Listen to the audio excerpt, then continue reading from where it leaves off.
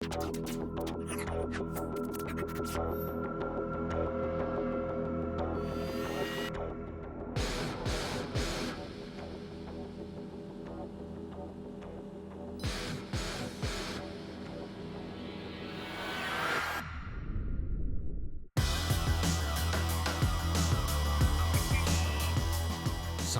you just gotta make a bite.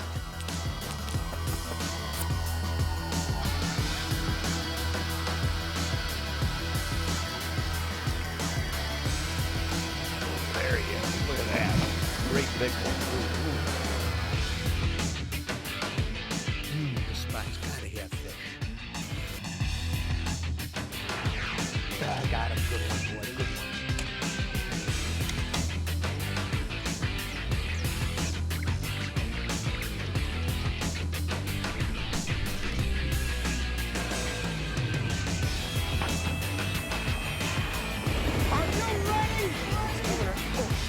There we go. There it comes. Nice fish. That did not take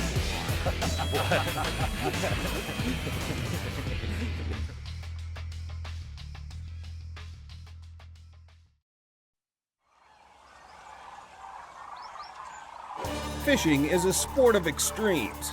Extreme heat, extreme cold, surges of extreme enjoyment tempered by long periods of extreme boredom.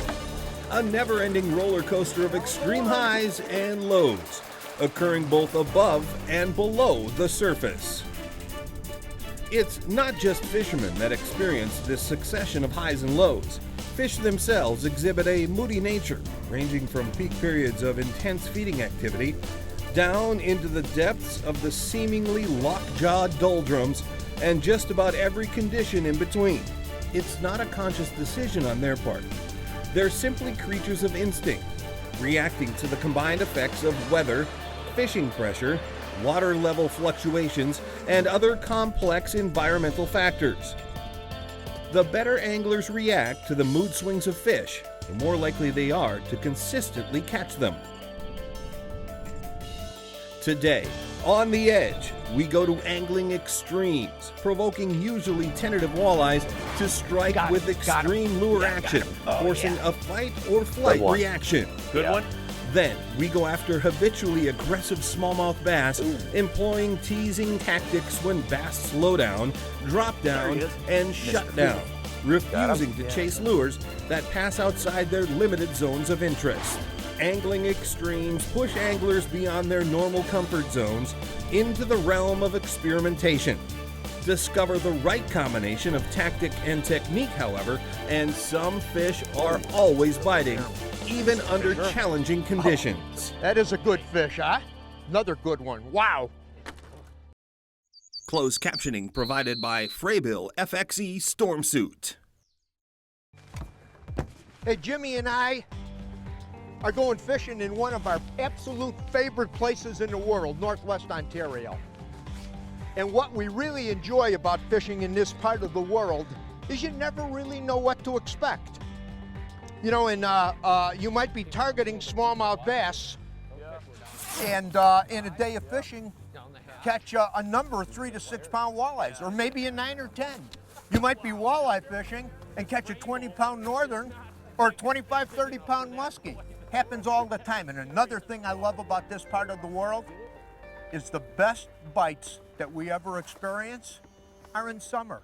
The months of July and August, fishing is just fantastic in this part of Canada, in these shield lakes.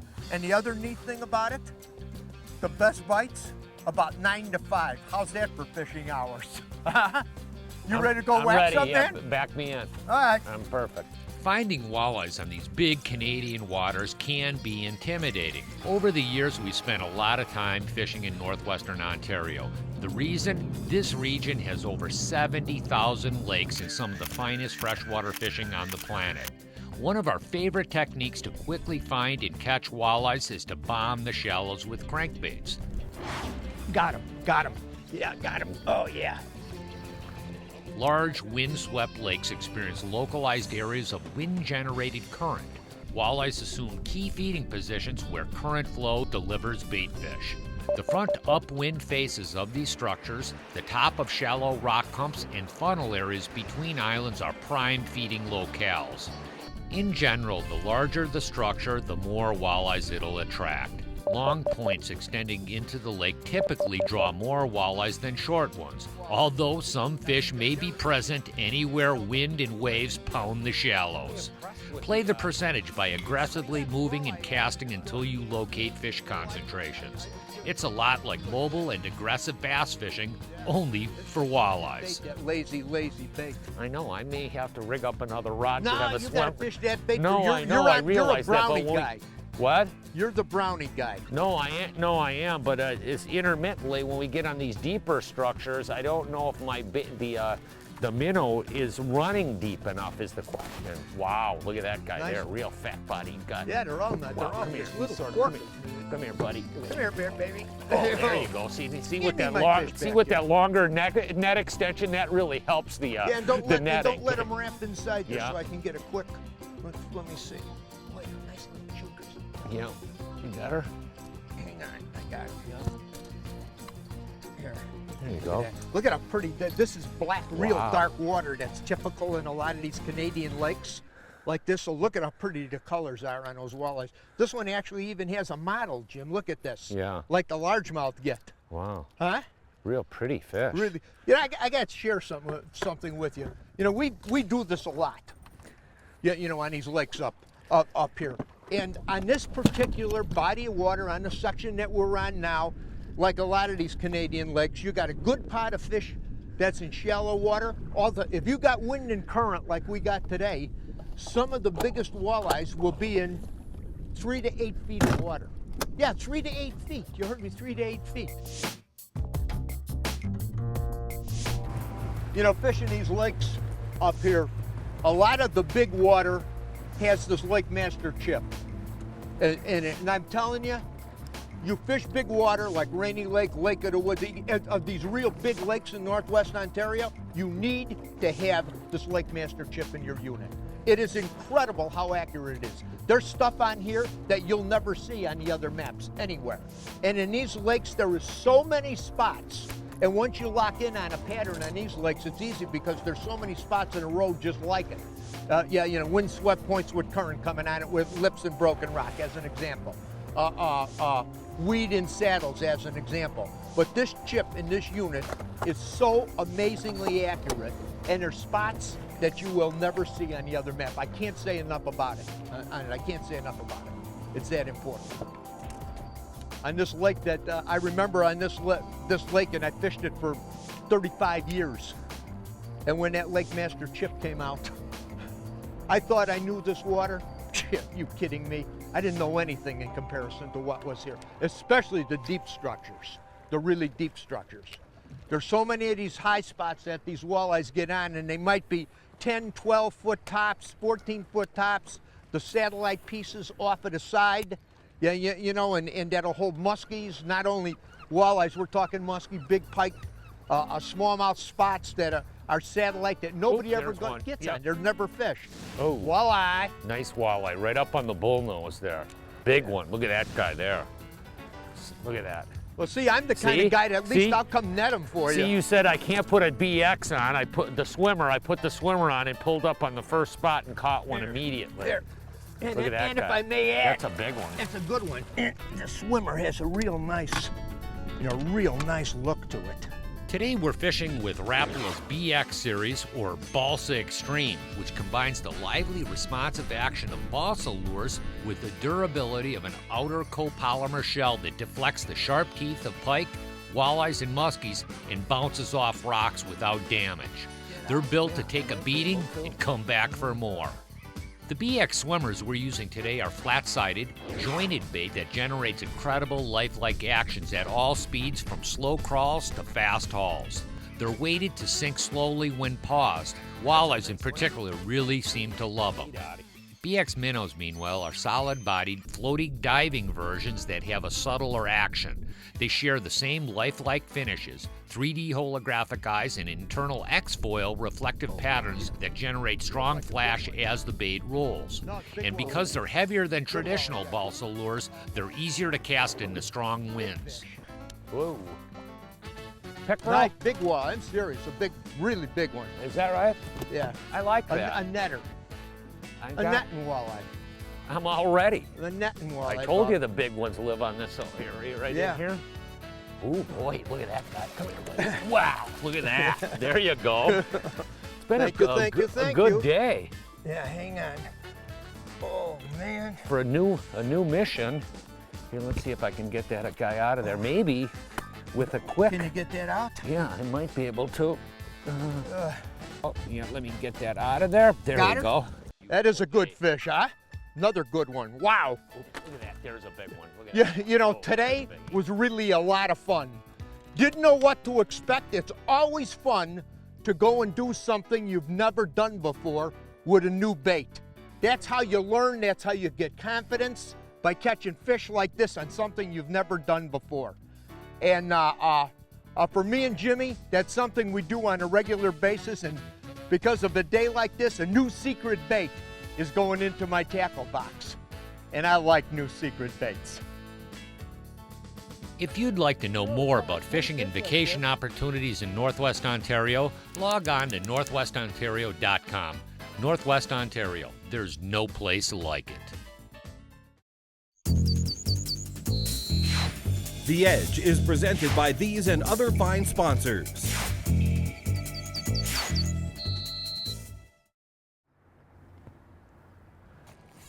Attaboy, James. That's a good one. Good one. Yeah. Ooh, Mr. Fisher. Oh, I like him. attaboy. Wow, I like this. This is the first maiden voyage for my boat, actually. And Mr. Fisher told me he's on a pretty good bite for big smallmouth on the Mississippi River.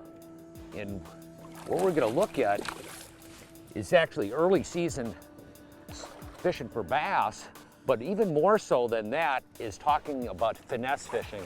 You know, so many different, you see professional bass tournaments, and a lot of different chase bait patterns and real aggressive approaches work really good for catching smallmouth and largemouth bass throughout the course of the season.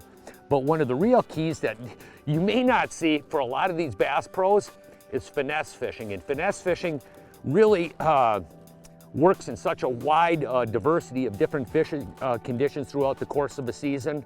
Almost every one of those bass pros have some go-to baits, finesse baits, to put more bass in the boat. We'll get her back in the water and see if we can get another one. Come here, buddy. There he is. Beautiful. Got him? Yeah, I got him. Small, slow, and subtle are the three things you want to focus on when you're finesse fishing for bass.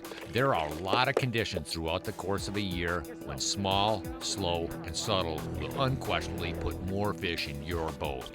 Environmentally clear water, finesse fishing is simply mandatory. Dramatic water temperature changes, both up and down, can really shrink a bass's strike zone. Cold fronts, adverse weather conditions tend to slow bass activity down when finesse fishing will trigger more strikes. Last but not least, heavy fishing pressure. By the third day of any bass fishing tournament, finesse fishing may be the only way to extract a couple of bites. He's not showing himself yet. Oh, there he is. Good one. Ooh, there you go. Come on, little buddy. Come on. You're not afraid of those brownies, are you? Oh, I love these guys. This time of year on these little crickets once in a while is not a bad deal. Finesse fishing at its best, buddy. We got sort of a little bit of a different wind here, and it's actually blowing us up on top of this. Yeah, that's, I mean, We're fishing at like a little, it's actually a wing dam or a closing dam to a backwater here. And what we may do, if the fish are really on this little bull nose, is, They're right there. yeah, is to actually, rather than moving around them, it's actually relatively shallow water. It's like, what, 2 to 3 feet up on the end of the closing dam here. Exactly. And then we're in 4 to 5 foot here. But what I can do is actually pull up here and take the talon and just sort of shallow water anchor and drop it down, and then we won't be moving around them as much, Right which is there. sort of nice for not spooking the fish. You know, the beautiful thing about the Talon too is by deploying with that pin up and down, we're not disturbing the bottom as you would if you pull up an anchor. It's so slick, it just, you can pull in and you can pull out and not really mess with the bottom.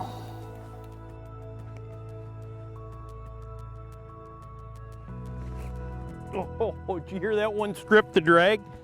Oh man, I gotta come up. You got a big This head? is the big one. I'm sort of retying look at because this. of our zebras here. Man, oh man. It's a good thing you dropped the Talon when we did. There you go. Oh, there you go. Now you're talking. Yeah, come on, little buddy. Keep your head up.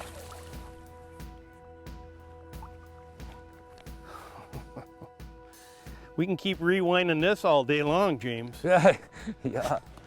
You know, that's the cool part about finesse fishing. These fish aren't chasing, and they don't want crankbaits, they don't want buzzbaits, they don't want spinner baits. Water temperature is drawing them back in these back areas, but they're really not hammering the bait.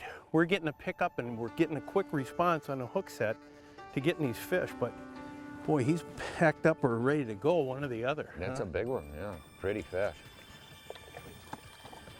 Today, a wide range of soft baits are used to finesse fish bass. The real heart of the system revolves around finesse jig heads, which should be a part of any hardcore bass angler's arsenal. The shaky head is a classic finesse bass fishing system used by tournament anglers around the country. The shaky head is simply a ball head jig with a wire keeper to Texas rig various types of soft baits. It's a great system to finesse fish around heavier cover like weed, wood, or brush. Straight-tailed finesse worms like a Trigger X spadetail worm is the bait of choice for shaky head fishing. Stand-up shaky heads are designed to fish on cleaner hard bottom conditions with a subtle dragging or hopping retrieve. Buoyant finesse worms, tube profiles, and craws are good options for stand-up shaky head jigs. The VMC Finesse Half Moon Jig is a great delivery system for a wide range of soft baits. We use them for bottom bouncing tubes, finesse worms, and for swimming minnows. Half Moon jigs have a fine wire hook that permits easy hook sets with light line and spinning rods. Got him. Big one. Oh, there we go. Another good option is the Terminator Finesse Jig. They come in 1/8 and 3/16 ounce. These are a small package jig that rig perfectly with the 3-inch Trigger X craw. The lightweight jig and craw combination are amazingly snag resistant, and they really look like a crawfish moving along the bottom. Last is the darter head jig. Darter heads were initially designed and refined to catch bass out of clear and highly pressured western reservoirs. The bullet head and eye placement imparts an erratic side-to-side action when jigged. Darter heads are also great baits for vertical fishing in deep water. Did you see? Wow. Did you see that? I raised up to look where my bait is at. There's a big boy there. Those are the right ones. Yeah. The soft bait of choice on darter heads are buoyant, thin-bodied worms like a Trigger X probe. Oh. Got him? Yeah. Huh. Looked like it might be a largemouth. It is. You know, one thing about finesse fishing, a lot of finesse fishing revolves around spinning rods. This is a 7-foot angling edge, quantum angling edge rod, and I got a 30 XO reel spooled with 8-pound Suffolk Siege line. You know, rods like this, what this enables you to do is to actually cast a light bait, a light small bait quite a distance, and that's pretty important for a lot of different finesse fishing situations. The other thing is hook setting and also landing the fish. I have actually a sort of a medium action rod, enables you with to land a big fish with relatively light line.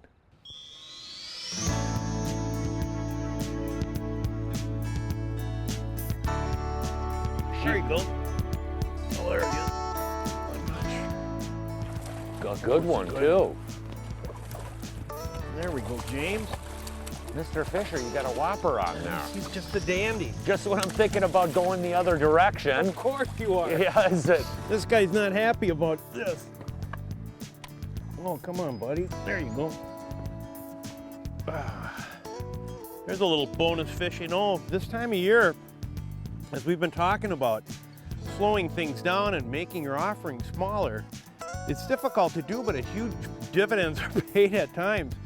But the real critical element about this whole thing is just patience. And really, at the end of the day, you might even get a little tired thinking about what you're doing, moving that bait, and how much you really didn't move the bait to get the bites. Hey, for more detailed information or to purchase any products you've seen on this show, go to lindermedia.com.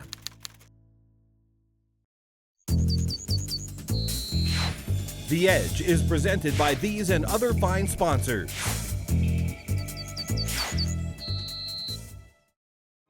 Hey, here's a great article by Joyce Myers. I really like the way she explains biblical truth.